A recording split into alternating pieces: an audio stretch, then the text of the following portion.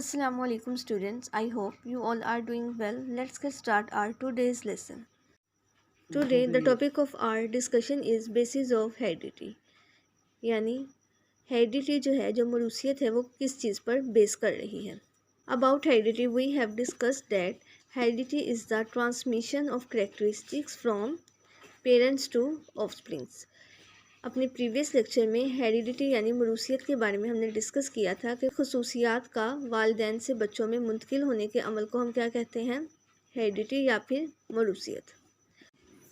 तो आज के लेसन में हम देखेंगे कि जो हेरिडिटी यानी जो मरूसियत है उसकी बुनियाद क्या है, यानी किस बेस पर जो करेक्टरिस्टिक्स हैं वो वालिदैन से बच्चों में ट्रांसफ़र होती हैं.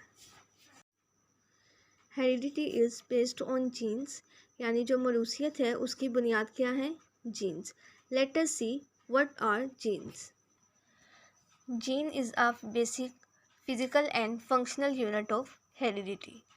जो जीन्स हैं वो हेरिडिटी यानी मरूसियत की फेलियाती इकाई हैं, यानी फंक्शनल यूनिट्स हैं. जीन्स जो हैं वो ये डिटरमिन करते हैं कि जो कौन सी करेक्टरिस्टिक्स हैं वो पेरेंट्स से उनके ऑफस्प्रिंग्स में ट्रांसफ़र होंगी और कौन सी ऐसी करेक्टरिस्टिक्स हैं जो पेरेंट्स से ऑफस्प्रिंग्स में ट्रांसफ़र नहीं होंगी. इस वजह से जो जीन्स हैं वो एक फंक्शनल यूनिट के तौर पर एक्ट करती हैं. They act as instructions for the synthesis of a special type of molecule which are known as proteins. Gene जो हैं वो प्रोटीन की सिंथेसिस के लिए एक इंस्ट्रक्शंस के तौर पे काम करती हैं, यानी एक हदायत के तौर पे काम करती हैं. जीन्स जो हैं वो सेल को इंस्ट्रक्ट करती हैं कि किस टाइप की प्रोटीन बनानी है और किस टाइप की प्रोटीन नहीं बनानी. For example, genes for brown eye colour instruct the cell how to make protein for this color, and when a cell make protein for brown eye color, then this is the characteristic which is transmitted from parents to offsprings and offsprings have brown eye color. अगर brown eye colour वाली gene cell को instruct करें कि किस तरह की protein बनाएं तो जो ऑफस्प्रिंग्स हैं उनमें ब्राउन आई कलर आएगा.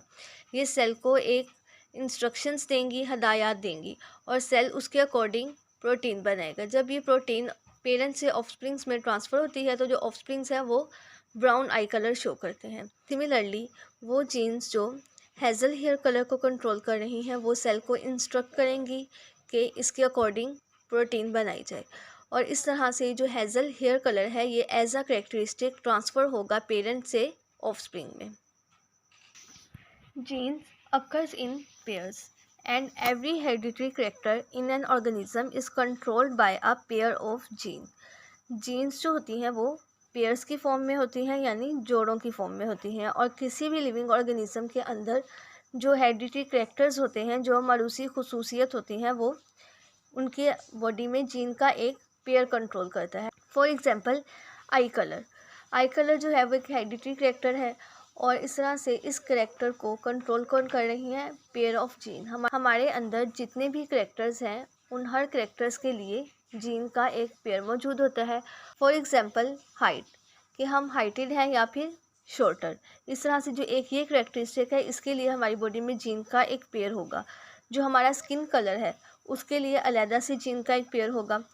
इसी तरह से जो हमारा हेयर कलर है तो हमारा हेयर कलर के लिए भी जीन का एक पेयर मौजूद होगा. इस तरह से हमारा हर करेक्टर जीन का एक पेयर कंट्रोल कर रहा होता है.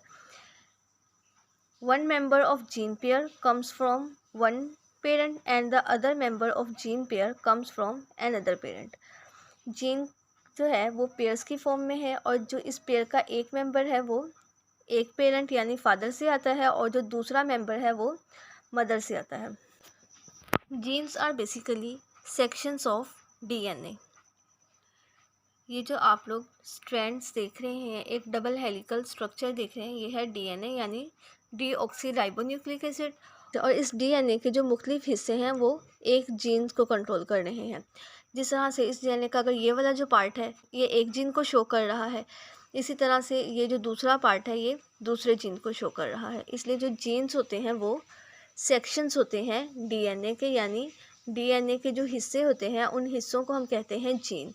और डीएनए के इन हिस्सों में, इन सेक्शन में स्पेसिफिक इंफॉर्मेशन स्टोर हुई होती है related to characteristics which are transmitted from parents to offsprings. इन सेक्शंस के अंदर स्पेशल इन्फॉर्मेशन स्टोर हुई होती है और वो इन्फॉर्मेशन उस कैरेक्टरिस्टिक को शो करती है जिस कैरेक्टरिस्टिक ने पेरेंट से ऑफस्प्रिंग में ट्रांसफ़र होना होता है।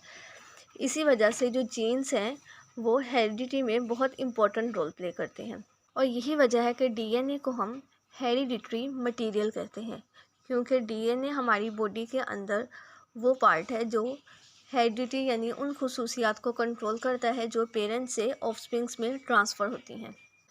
As we have discussed that each cell contains nucleus and nucleus is the control center of the cell and the most important cell organelle as it contains genetic information। Nucleus जो है वो cell की बहुत important cell organelle है क्योंकि इसके पास genetic information होती है, वो इन्फॉर्मेशन जो पेरेंट से ऑफस्प्रिंग्स में ट्रांसफ़र होती है। न्यूक्लियर की जो आउटर मेम्ब्रेन है उसको हम न्यूक्लियर मेम्ब्रेन कहते हैं। When we take a closer look of the nucleus, then we will observe that there are many thread-like structures that are present within a nucleus। जब हम न्यूक्लियस का क्लोज़र व्यू लें तो हमें पता चलता है कि न्यूक्लियस के अंदर बहुत सारी धागा नुमा साख्तें हैं और इन धागा नुमा साख्तों को हम क्रोमोसोम्स कहते हैं। हर क्रोमोसोम प्रोटीन और डीएनए का बना हुआ है, यानी प्रोटीन और डीऑक्सी राइबोन्यूक्लिक एसिड का बना हुआ है। तो समराइज़ करें तो हमें पता चलता है कि जो न्यूक्लियस है, न्यूक्लियस के अंदर थ्रेड लाइक स्ट्रक्चर्स को हम कहते हैं क्रोमोसोम्स, और ये क्रोमोसोम्स डीएनए और प्रोटीन के बने हुए हैं। डीएनए के ऊपर बहुत सारे सेगमेंट्स मौजूद होते हैं और हर सेगमेंट एक जीन को शो करता है। इस तरह अल्टीमेटली जीन्स कहाँ प्रेजेंट हैं? जीन्स क्रोमोसोम्स पर प्रेजेंट होंगे। Chromosomes are thread-like structures that are present within a nucleus. They are only visible only during the cell division। Chromosome जो हैं वो न्यूक्लियस के अंदर इस तरह से मौजूद होते हैं जिस तरह अगर हम बहुत सारे धागों को इकट्ठा करके रख दें तो जो एक स्ट्रक्चर हमारे पास आएगा धागों का, उस फॉर्म में क्रोमोसोम्स न्यूक्लियस के अंदर मौजूद होते हैं। लेकिन जैसे ही सेल डिवाइड करना स्टार्ट करता है तो क्रोमोसोम का जो स्ट्रक्चर है वो विजिबल हो जाता है और हमें पता चलता है कि क्रोमोसोम इस फॉर्म में न्यूक्लियस में मौजूद हैं, क्योंकि जब सेल डिवीजन स्टार्ट होती है, सेल डिवाइड करना शुरू करेगा तो क्रोमोसोम का ये वाला स्ट्रक्चर विजिबल यानी प्रोमिनेंट हो जाएगा। Chromosome consist of 2 arms and 1 arm is known as chromatid. Chromosome के 2 बाजू होते हैं, यानी इसके 2 आर्म हैं और एक आर्म को हम क्या कहते हैं? क्रोमाटिड। जब 2 बाजू 2 आर्म एक ही पॉइंट पर अटैच हो जाएं तो उस पॉइंट को हम कहते हैं सेंट्रोमियर। ये पॉइंट है सेंट्रोमियर कि इस पॉइंट पर क्रोमोसोम के दोनों आर्म्स अटैच्ड हैं। तरह क्रोमोसोम के स्ट्रक्चर में आप जिन 2 टर्म से फेमिलियर हुए वो कौन कौन सी हैं? क्रोमाटिड और सेंट्रोमियर। क्रोमाटिड हम क्रोमोसोम के एक बाजू यानी एक आर्म को कह रहे हैं और हमें पता है कि एक क्रोमोसोम के अंदर 2 बाजू यानी 2 आर्म्स होते हैं। इसका मतलब है कि एक क्रोमोसोम जो है उसके अंदर 2 क्रोमाटिड्स होंगे। तो जब दोनों क्रोमाटिड्स एक ही पॉइंट पर अटैच होंगे तो वो पॉइंट क्या कहलाएगा? सेंट्रोमियर। जबकि जो क्रोमोसोम के दोनों बाजू हैं वो बाजू क्या कहलाएंगे? Chromatid. As we know that each living organism is made up of cells and number of chromosome is fixed in each cell। Her living organism जो है वो सेल से मिलकर बना है और हर सेल के अंदर जो क्रोमोसोम्स की तादाद है वो फिक्स है। For example human cells contain 46 chromosomes and when we make pairs of these chromosomes then we will get 23 pairs because each pair contain 2 chromosomes। Human cells के अंदर कितने क्रोमोसोम्स होते हैं? टोटल 46। और जब इन 46 क्रोमोसोम्स के हम पेयर्स बनाते हैं तो हमारे पास टोटल 23 पेयर्स आते हैं, क्योंकि एक पेयर के अंदर 2 क्रोमोसोम्स होंगे। तो अगर 46 को आप 2 पे डिवाइड करें तो हमारे पास कितने पेयर्स आएंगे? 23 pairs. So human cells contain total 46 chromosomes but in pair form they are 23 pairs। Let us discuss about the types of cells that are present in human body। There are 2 types of cells that are present in human body।